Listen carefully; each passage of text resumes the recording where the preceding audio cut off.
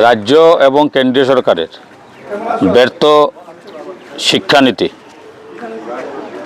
শিক্ষাকে রাজনীতির আঙ্গিনায় পরিণত করা, সিবিএসই বোর্ডের চরম দুর্নীতি, নিট কেলেঙ্কারি, ছাত্রছাত্রীদের মৌলিক অধিকার খর্ব, বিদ্যাজ্যোতির নাম করে শিক্ষাকে বিদ্যা ব্যবসায় পরিণত করা, শিক্ষার অব্যবস্থার কারণে ব্যঙ্গের ছাতার মতো গড়িয়ে ওঠা বেসরকারি শিক্ষা প্রতিষ্ঠান, এইসবেরই প্রতিবাদে আজকে আমরা যুবরাজনগর স্কুল ইন্সপেক্টরের সঙ্গে 5 দফা দাবি আদায়ে মিলিত হয়েছিলাম। আমরা গণডেপুটেশনের মাধ্যমে মিছিল করে হাফলং স্কুলস্থিত ইন্সপেক্টর সাহেবের কাছে আমরা এসেছিলাম। ওনার সঙ্গে আমাদের দাবিগুলো নিয়ে বিস্তারিত আলোচনা হয়েছে।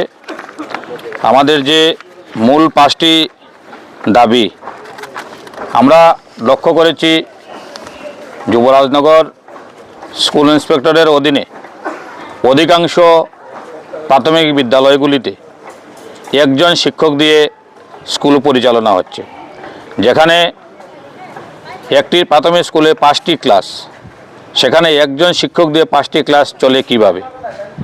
যুবরাজনগর স্কুল পরিদর্শকের অধীনে যে মাধ্যমিক এবং উচ্চ মাধ্যমিক বিদ্যালয়গুলি রয়েছে, সেগুলিতে শিক্ষক স্বল্পতার পাশাপাশি বিষয় শিক্ষকের অভাব। আমাদের দাবি, অবিলম্বে প্রাথমিক বিদ্যালয়ে শিক্ষক নিয়োগ এবং মাধ্যমিক এবং উচ্চ মাধ্যমিক বিদ্যালয়গুলিতে বিষয় শিক্ষক নিয়োগ করে লেখাপড়াকে হাল ফেরাতে হবে।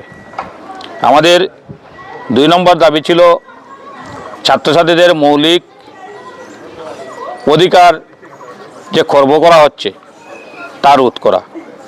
আমরা দেখতে পেয়েছি ছাত্রছাত্রীদের মৌলিক অধিকার রয়েছে বিনামূল্যে 8ম শ্রেণী পর্যন্ত পড়াশোনা করার, কিন্তু দেখা যাচ্ছে রাজ্যের তথাকথিত সুশাসনের বিজেপি সরকার বিদ্যাজ্যোতির নাম করে শুধু শিক্ষায় ব্যবসা করার জন্য ছাত্রছাত্রীদের মৌলিক অধিকার খর্ব করে বিদ্যাজ্যোতি স্কুলগুলি থেকে ফিস আদায় করা হচ্ছে। আমরা দাবি রেখেছি অবিলম্বে এই ব্যাপারে সচেষ্ট ভূমিকা পালন করে যাতে ছাত্রছাত্রীরা তাদের মৌলিক অধিকার ফিরে পায় এবং 8ম শ্রেণী পর্যন্ত বিনামূল্যে পড়াশোনা করতে পারে। আমাদের 3 নম্বর দাবি ছিল নতুন শিক্ষানীতি অনুযায়ী প্রত্যেকটি স্কুলে কম্পিউটার ল্যাব এবং স্মার্ট ক্লাসরুম থাকার কথা, কিন্তু আমরা যদি লক্ষ্য করে আমরা দেখতে পাই অধিকাংশ স্কুলেই সেই কম্পিউটার ল্যাব বা স্মার্ট ক্লাসরুম নেই। প্রত্যেকটি স্কুলে স্মার্ট ক্লাসরুম এবং কম্পিউটার ল্যাব তৈরি করার কথা আমরা বলেছি। আমরা যুবরাজনগর স্কুল পরিদর্শকের অধীনে অনেকগুলো স্কুল রয়েছে, যে স্কুলগুলো প্রাথমিক বিদ্যালয় থেকে মাধ্যমিক বিদ্যালয়, মাধ্যমিক বিদ্যালয় থেকে উচ্চ মাধ্যমিক বিদ্যালয়ে রূপান্তরিত হওয়ার কথা। যেমন আমাদের ডুপিরবন, মঙ্গলখালী, বটরশি, বাগবাসা এই স্কুলগুলো রয়েছে। অতি সত্বর এই স্কুলগুলিকে, প্রাথমিক বিদ্যালয়গুলিকে মাধ্যমিক এবং মাধ্যমিক বিদ্যালয়গুলিকে উচ্চ মাধ্যমিক বিদ্যালয়ে রূপান্তরিত করার কথা আমরা দাবি রেখেছি। আমরা দেখতে পেয়েছি সিবিএসই পরিচালিত বোর্ডে যে 9ম শ্রেণীর ছাত্রছাত্রীরা আজকে 4 মাস অতিক্রান্ত হয়েছে, কিন্তু তারা এখনও পুস্তক পায়নি। কারণ সরকার যে নতুন সিলেবাস করেছে সেই সিলেবাসের পুস্তক এখনও বাজারে বের হয়নি।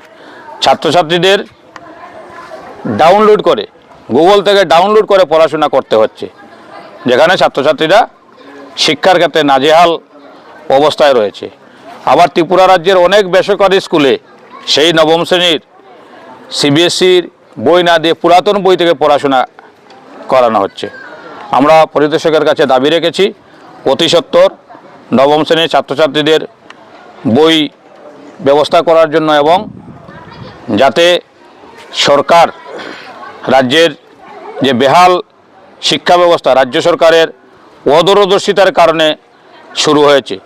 বিশেষ করে আমরা যে জায়গায় দাঁড়িয়ে রয়েছি তার পাশেই আমাদের হাফলং স্কুল একটা শ্রমিক অধ্যুষিত এলাকা, কিন্তু এখানে বিদ্যাজ্যোতি স্কুল, এই স্কুলকে বিদ্যাজ্যোতি স্কুলে রূপান্তরিত করে আমার শ্রমিক ভাইদের ছেলে মেয়েদের পড়াশোনা ব্যাহত হচ্ছে। অনেক ছাত্রছাত্রীরা শুধু টাকা দেওয়ার অভাবে স্কুল ড্রপ হচ্ছে। ইংলিশ মিডিয়াম স্কুলে পড়াশোনা করতে না পেরে বাংলা মিডিয়ামের ব্যবস্থা না থাকায় ওদের স্কুল ড্রপ করতে হচ্ছে। সেই ব্যাপারগুলো বলিষ্ঠ ভূমিকা গ্রহণের আমরা দাবি রেখেছি। পাশাপাশি আমাদের দাবি আমরা দেখতে পেয়েছি সরকারের শিক্ষামন্ত্রী এবং অদূরদর্শী প্রাক্তন মুখ্যমন্ত্রী বিপ্লববাবু এবং বর্তমান তথাকথিত সুশাসনের নায়ক মানিকবাবুদের অদূরদর্শিতার কারণে রাজ্যে বিদ্যাজ্যোতির নামে বিদ্যা ব্যবসা শুরু হয়েছে। ত্রিপুরার অনেকগুলি স্কুলকে বিদ্যাজ্যোতি বানানো হয়েছে, কিন্তু প্রত্যেকটি বিদ্যাজ্যোতি স্কুলের অধিকাংশ শিক্ষক শিক্ষিকা বাংলা মিডিয়াম থেকে বিলং করেন। রাতারাতি ওনারা কীভাবে ইংলিশে এক্সপার্ট হয়ে বিদ্যাজ্যোতি স্কুলে পড়াশোনা করাবেন ছাত্রছাত্রীদের, যার কারণে এই স্কুলগুলোতে রেজাল্ট খারাপ হচ্ছে। এই ব্যাপারগুলো সঠিকভাবে যাতে উনি ভূমিকা পালন করেন এবং যুবরাজনগর এলাকায় ছাত্রছাত্রীরা পড়াশোনা থেকে ব্যাহত না হয় সরকারের অদূরদর্শিতার কারণে, সেই ব্যাপারে নজর রাখার আবেদন আমরা রেখেছি। উনি আমাদেরকে কথা দিয়েছেন প্রত্যেকটা ব্যাপার উনি মনোযোগ সহকারে দেখবেন। আমরা বলেছি যদি এই ব্যাপারগুলো অতি সত্বর দেখা না হয়, আমাদের দাবি পূরণ না হয়, আগামী দিনে যুবরাজনগরের ব্লক কংগ্রেস কমিটি বৃহত্তর আন্দোলন সংগঠিত করবে। ধন্যবাদ। আজকে এই আন্দোলনে কে কে উপস্থিত ছিলেন আপনারা? বিশেষ করে আজকে যুবরাজনগর ব্লক কংগ্রেস কমিটির উদ্যোগে আজকের এই গণডেপুটেশন, এই গণডেপুটেশনে যুবরাজনগর ব্লক কংগ্রেস কমিটির সম্মানিত সভাপতি সচিন চৌধুরী রয়েছেন, আমাদের সঙ্গে রয়েছেন যুবরাজনগরের প্রাক্তন ব্লক কংগ্রেস সভাপতি সুভাষ পাল, সাথে রয়েছেন যেহেতু যুবরাজনগর স্কুল ইন্সপেক্টর অফিস আমাদের বাগবাসা বিধানসভা কেন্দ্রের 5টি গ্রাম পঞ্চায়েত মিলে রয়েছে, এই বাগবাসার ব্লক সভাপতি প্রদীপ সিনহা এবং বাগবাসা থেকে পিসিসির সদস্য হীরালাল নাথ, আমাদের পিসিসির অন্যতম সদস্য কেবলকান্তি নন্দী, এসসির সেলের চেয়ারম্যান সজল দাস, আমাদের মাইনরিটি জেলা সভাপতি নিজামুদ্দিন, মাইনরিটি ব্লক সভাপতি নাজিমুদ্দিন, ব্লক যুব কংগ্রেস সভাপতি সালেক আহমেদ সহ অনেকেই এখানে উপস্থিত রয়েছেন।